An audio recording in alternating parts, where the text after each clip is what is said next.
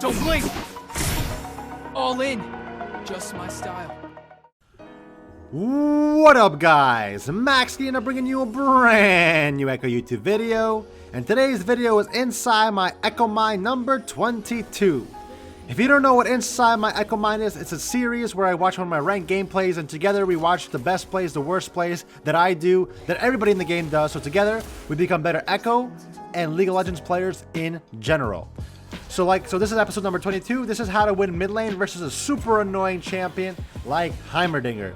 So many people ask me, Maxske, how do you play Ekko versus a poke mage? How do you versus someone like Heimerdinger who perma pushes the wave? He has so much damage, so much poke. How do you win this lane? So that's what we're gonna learn right now. With that being said, first thing you gotta do, analyze the team comps. Enemy team has a Tryndamere, Warwick, Heimerdinger, Kai'Sa, Xerath. So enemy team has a really pokey bot lane with Xerath, but I do have Soraka to heal my Ezreal, and Ezreal also has a dash to survive and long range poke. I have a Kai'Sa curse. I always lose to Kai'Sa's because Kai'Sa has a dash, a shield, I don't know, attack speed, invis, click Q, AP, I don't know. I hate Kai'Sa. I always lose to Kai'Sa, but hey, I'm gonna break the Kai'Sa curse today. So the first thing you want to do when you're versing a Heimerdinger is throw out your Q instantly. Why throw out your Q instantly? Because you have to get this wave hurt. You have to hurt the enemy wave as fast as possible. You gotta thin the wave, you gotta make it as weak as possible, because he will push that wave into your tower, and if the enemy minions are not low, then you won't be able to farm them because they'll be full HP. Ekko doesn't do enough damage to one-shot the wave. You'll take a lot of poke on your tower, so make sure you throw out your Qs instantly versus Heimerdinger. You gotta match his push. He pushes so fast, even though Ekko can't push as fast as Heimerdinger, at least in early game, you can throw out a few Qs before your wave crashes into the tower, and because you're doing that, you'll be able to get more CS, and you'll save yourself from being harassed like crazy. Because if you're in melee range, you're gonna get abilities and auto attacks thrown at you. Whereas if you're throwing a lot of Qs, you could stop the wave from dying under your tower, and still secure a lot of CS. As you see here, I had 9 CS and Heimerdinger has 9 CS, which is perfectly fine. I don't expect to have more CS than Heimerdinger because I have to sacrifice CS, or I just take so much poke like I just did right now. I went in for a CS, I had to dash out of there, but he stunned me. With that being said, keep throwing out those Qs. Make sure that the wave doesn't crash under your tower at full HP. As you see here, the backline minions are pretty weak, so if I throw out a Q, I'm able to get most of the minions. And I got the cannons, which is really good. As you see here, I'm running out of mana though and HP, but good thing I have Time War Tonic with Biscuits and Corrupting Potion, which means that I'll get a lot of mana back off the Corrupting Potion, and I have Biscuits too, so I'll get even more mana back. So I'm playing off the mana regen in this lane because I know I'm going to be spamming my abilities. So my top laner just died, and I see that Warwick is going to my Vi. What do? I have to react instantly. I see that Warwick is attacking my Vi, instantly, just go. This is a huge moment in the game because I cannot let my Vi die, or the game could be pretty much over, and my jungler could be tilted. Throw out my W just in case. E, flash, ignite, boom, we kill the Warwick. That's actually really good because that gives my Vi a kill, saves my Vi's life. The Warwick doesn't go steal my Vi's camps, and it's really good for my team, which means that my Vi can now maybe start snowballing. So what happened here? Why didn't the Heimerdinger get there first, right? The Heimerdinger has priority in this lane. I'm always pushed to my tower. I am forced as Ekko to spam my Qs and just try to get as much CS as possible onto my tower. Whereas, so how'd I beat the Heimerdinger? Why? I was looking at the map, and I reacted as soon as possible. No hesitation. If I hesitate there, if Heimerdinger gets there first, that's a really bad situation for my jungler. If my jungler, you know solo queue. If your jungler gets kill level 3 for Scuttle, and then he's gonna blame you and then probably be tilted the entire game and play worse. So I got there first, reacted first, and I was able to help my jungler get the kill. But yeah, the Heimerdinger made a huge mistake. I feel like the Heimerdinger was waiting for me to leave because he didn't know if I was leaving. Because if I don't go help my Vi, then maybe Warwick kills her by himself one-on-one. So Heimerdinger probably thought he didn't need to leave the lane, but he should have. And that being said, I was able to capitalize, got there first, and save my jungler. And really good play. But my bot lane did get double killed, so that's not good at all. You never want to see your bot lane getting, double killed, which is really bad. Now the enemy team has a 3-1 lead, but luckily my top laner just got a kill, so now top lane is pretty even, jungle is pretty even, and bot lane is, I think my bot lane is, they're pretty even too, but the enemy bot laner didn't die yet, so he probably has more XP. and a tiny bit more CS, which is fine. But anyway, as you see here in the mid lane, Heimerdinger does have more CS than me, which is what's going to happen. There's really no way that I out CS Heimerdinger early game. Once I start getting a few items, then I will be able to out CS him and out damage him. So I'm playing, oh, and I see there's a fight going down in the jungle, react instantly. And it's actually perfect timing too because I just bought items. So I'm gonna throw my W to predict Xerath's pathing, and boom, I kill the Xerath and get a nice free kill. So that's actually really good for me. And we got the dragon too, so that's actually good for my team in general. We didn't lose anybody, we got dragon and we got a kill, so great timing for me to back there. See, Heimerdinger backed at an awkward time. I wouldn't say it's Heimerdinger's fault. His team decided to like fight around the contested dragon without Heimerdinger back from base, so they were fighting a man down. Ooh, and our top laner got another kill. Poggers. So we just want to fight in the jungle, and my bot lane, I guess, greeted and overstayed because they know that Xerath is dead. Well, Xerath just died, so but my bot lane ended up overextending because I thought it was just Kai'Sa, but Warwick ended up ganking them, and he just got a double kill. So here I'm trying to roam bot lane because Heimerdinger just got to lane, so I'll get here first. He won't even come, and maybe I could 2v3 with Vi here. So I missed my ability on the Kai'Sa, so I have to switch to the Warwick just in case. Line up my R, boom. I got exhausted, which is fine. Throw out my Q, slow Kai'Sa. She flashes, boom. So we just got flash and exhaust from bot lane, which means that my bot lane should have an easier time in lane now, which is really good. I got 2 kills. So now, yeah. Oh, no, I got 1 kill. That's not bad. I got 2 assists and 1 kill. That's not the worst thing in the world. But yeah, really good for me. I have a bounty now, so there's Vi, so there's Mordekaiser, so we should not die. Dying with the bounty is really bad. But yeah, so when you're versing a Heimerdinger, like I said earlier, you're going to lose the early game, you're going to lose the CS lead, you're going to lose the sustained battle, because Heimerdinger just is a lane bully. But once you get like a revolver, once you get ahead, I have 6 stacks on my Dark Shield, once you get ahead, now it's my time to just fight Heimerdinger over and over again. Boom. He didn't expect my W, just like that, I got his flash. Now he's panicking. At this point in the game, this is when you realize that you won the lane. Like, it's over for Heimerdinger. There's nothing he can do anymore. I am too strong now. And I only have a revolver and some stacks on my Dark Shield. Remember that. I only have a revolver and some stacks on my Dark Shield. And that's it. I just kill him. So this is the one concept. You gotta know your damage. I know that this Heimerdinger's gonna get 1 shot right now. Because I know my damage is that goes. So you gotta learn your damage. You learn your damage by just playing the game a lot and just, you know, practicing limit testing. But here Heimerdinger goes for a ward. I know he doesn't have flash, right? I know he doesn't have flash, so I put a ward right there. There's a pink ward there, so I can't do any W's from the bush. But I know he doesn't have flash, so I could just jump on him if I can get a good W off and just kill him. So that's what I'm waiting for. I'm waiting for the opportunity to jump on Heimerdinger and kill him. And now you see that, look, farming is so much easier now. Oh, where's Heimerdinger going? He went for my ward for no reason. Now he just got himself killed. Really bad decision. He has no flash. Just like that, he's dead. So I guess I baited him with my ward. Good for me. But yeah, so now that's it. The lane is over. Lane is over. I am stronger than him. I could outpush him now. And like I said before, you lose early game. Now I win. Towards the later part of the laning phase, now I just win. If I was weak, like if I died a couple of times, then yes, I would still be losing. But because I played proactively, because I roamed to my jungler, I roamed bot lane, I was able to get fed outside of my lane. And then I brought those kills with me to mid lane, and I was able to kill Heimerdinger with all that gold that I got before. So now that we have to push our lead, there's nothing Heimerdinger could do anymore. You guys have to understand there is nothing Heimerdinger could do anymore to win this lane. Unless I run it down, right? So now it's up to me to snowball my lead.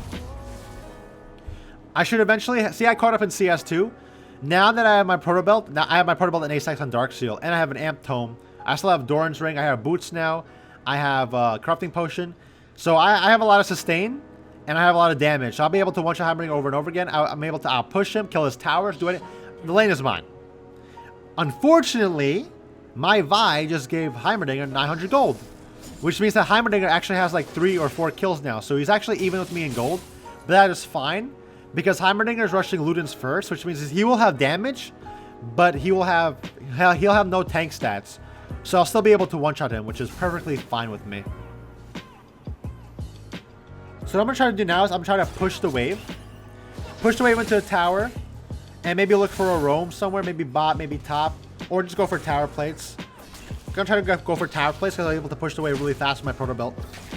Tower plates are basically free assists. 160 gold is basically getting an assist, and you get 2 tower plates. That's basically a kill. So you don't necessarily have to kill your laner. If you force them out of lane and then get the tower plates, it's just as good. But look at that, Heimerdinger again. Like it's over. He was at full HP. I threw my W. He didn't expect my W to be there. Jump right into him, ignite him, and then he just dead off one combo, right? Ekko is not like, if you guys play Ekko, you guys know Ekko doesn't do that much damage, right?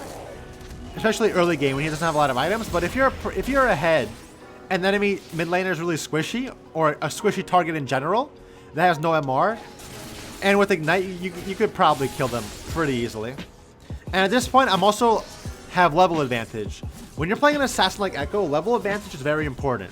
How do you get a level lead? Make sure you are always in range of CS. Get kills, get assists. You know, kill jungle camps. Those all give you XP to take advantage of the enemy mid laner. Because once an assassin has a level lead, then it's pretty much over for the enemy mid laner. You gotta be the scary assassin that Ekko needs to be. But yeah, if I'm looking at my team, I'm 4-0-3. My Vi is 6-1. So right now, my Vi and me are playing really well. My Vi did int one time, but I guess it's fine. That's not fine, but it's fine. Mordekaiser's doing better now. Although my bot lane's 0-5. And it's never good to have your bot lane 0-5. So I gotta watch out for that. May want to look for a play to help my bot lane get back into the game. Or I could just keep killing this Heimerdinger over and over again and make him irrelevant, which is what I'm gonna do. Boom. EQ, auto attack, proto belt. He's dead. Passive, he's just dead. So here Warwick jumps on me. I don't know if he had ult or not, so I wanted to ult out of there as fast as possible. Because if he clicks R on me, I may die. I don't know. So I'm not gonna take any risks. I'm worth 450 extra gold. So my Vi's going tower diving this Warwick. I'm gonna go help her, and just like that, we got another kill. Once you're if your jungler is playing well, okay. So Ekko is a very. Oh, we got first blood tower too. So now that we got first blood tower, we could go help our bot lane, which is exactly what I'm gonna do here. Like I said, bot lane is the lane that you always want ahead, and our bot lane's 0-5, so I have to do whatever it takes to help them. Here, throw my W, kill the Xerath. I think I troll flashed here. That might have been a troll flash. Actually, no, it's not. I'm gonna catch this Kaisa. Okay, okay, pretty good. Kind of awkward flash though, but hey, it worked out in the end. So like I was saying, Ekko is a very good champion when your team is not inting. I would even say that Ekko is one of the best mid laners when your team is working with him. And I'm not talking about getting carried. I'm talking about just your team not inting and just working around you. Because Ekko is really good. And oh yeah, and I did this DC here. So let me quickly, or I had a bug or something. So let me quickly fast forward me back into the game. So yeah, Ekko is just a really good champion when you have a team playing around him, because he's very versatile. He's an assassin, but he's not really an assassin. He's more of like a fighter, fake AP bruiser, fake. I don't know. He's a lot of things. That's why Ekko's so unique. That's why I love Ekko. But yeah, having a good team around him with his utility is really good. So yeah, that's why we love Ekko. But now that we have the lead and we're back in the game, it's not to like, you know, apply the pressure. We want to get Dragon, want to get Rift Herald, want to get Baron, want to keep killing a Heimerdinger, keep him out of the game, and not do any stupid mistakes. Okay, so once you get like this fed, it's very easy to get greedy. And by greedy, I mean like you just want to flex on the enemy team. You want to keep killing them. You're so fed. Nothing could go wrong. You just want to keep killing them. Yeah, just don't play smart. Don't do any stupid stuff. Because I'll tell you right now, stupid stuff is coming. At least one stupid thing. Like always, see, I jump onto the Xerath, and I missed my Q, so I couldn't kill him. And now I just died for no reason. I died to kill the Xerath, who was worth like, I don't know, 100 gold, 250 gold at most, or something like that. So that was really stupid, which is a really bad idea. So please learn from my mistake. I know everybody does this mistake. You get super fed, you get kill hungry, and you try to get a pentakill, and then you end up dying. So I just gave the enemy team 1,000 gold. So that I will never do that again this game, because that's just stupid. Giving 1,000 gold to enemy Heimerdinger may not be the worst thing in the world, but if that Heimerdinger was like Aurelia or Kaisa or, you know, any OP champion, then that could actually change the outcome of the game. So do not greed. Play smart. Look at that risk. Look at the risk versus reward. What was the reward in that situation? I get 150 gold. Okay, that's the reward. What was the risk? I get the enemy team 1,000 gold, and I lose stacks on my Dark Seal. So that's not even worth at all. And just like that, now my Vi just died to the Warwick. So I just gave 1,000 gold to somebody, and now Vi gave another like 700 gold to somebody. So the enemy team just got almost 2,000 gold of 2 stupid mistakes. So that's why, like, that could easily swing the game. So just so you guys know, do not be greedy. Look at the risk versus reward on every play, and you guys will improve as players. And as for me, I will not make that mistake again now that I learned from it, which is why we do these videos. Really stupid mistake. Look, Heimerdinger is going for a death cap now. I basically donated him 1,000 gold for death cap. Really not good. Really not good. So I would just... Oh, I see Kaisa here. Let me just jump on this Kaisa real quick. I don't like Kaisas. I have the Kaisa curse. Let me just kill Kaisa. Boom. Easy peasy lemon squeezy. I did waste my flash to kill her. Oh, I didn't waste it. I got the kill, but... flash is not that important for me. I'm pretty fed. And I do have my R, so... I think that's fine. I got to kill on Kaisa. Make her lose XP. MCS.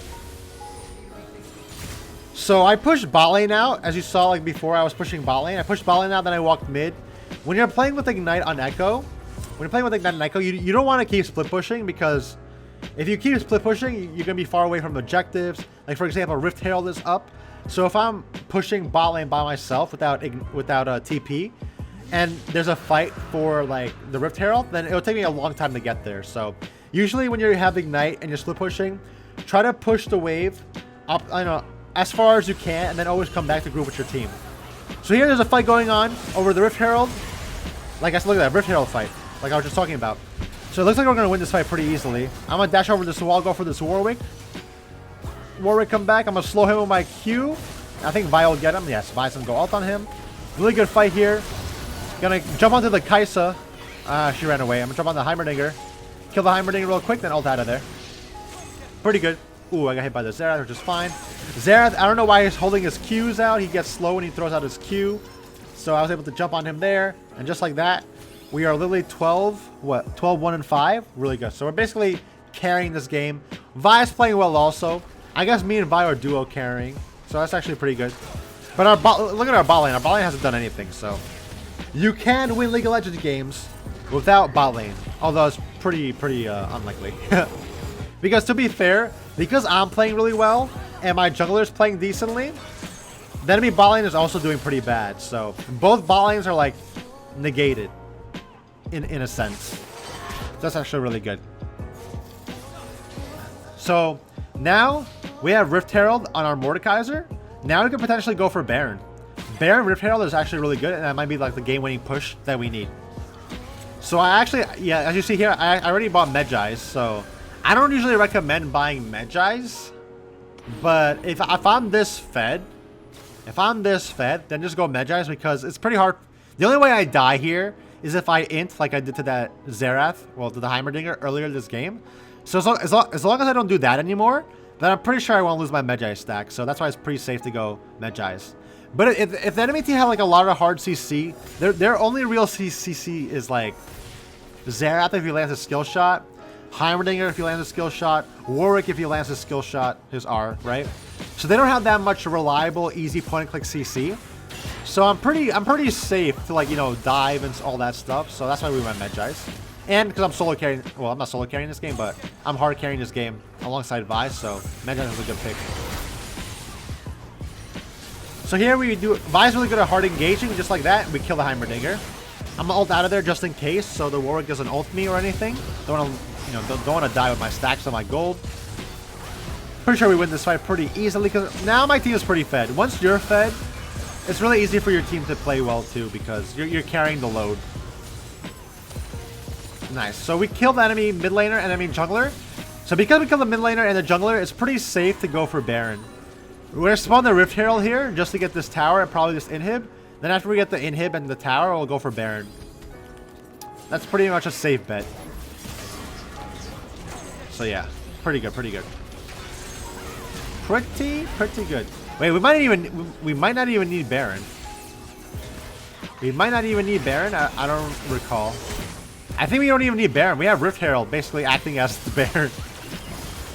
Oh yeah, I just one-shot that Heimerdinger. Yeah, he's dead. Oh, he flashed away. Unlucky. Okay, we killed the Tryndamere instead. Really good. Now we're just fighting. My team is just stronger now.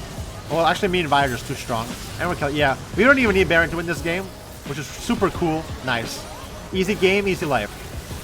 So I hope you guys enjoyed this episode of Inside My Ekko Mine. We took a Heimerdinger lane that's kind of annoying to play against. Had some good roams. And once we got those golds from the roams, we were able to just dominate the Heimerdinger. So that's how you usually win a lane versus an enemy that's really hard and annoying in the early game. Hope you guys learned something. Hope you guys have a great time, great day. And I'll see you guys in the next one.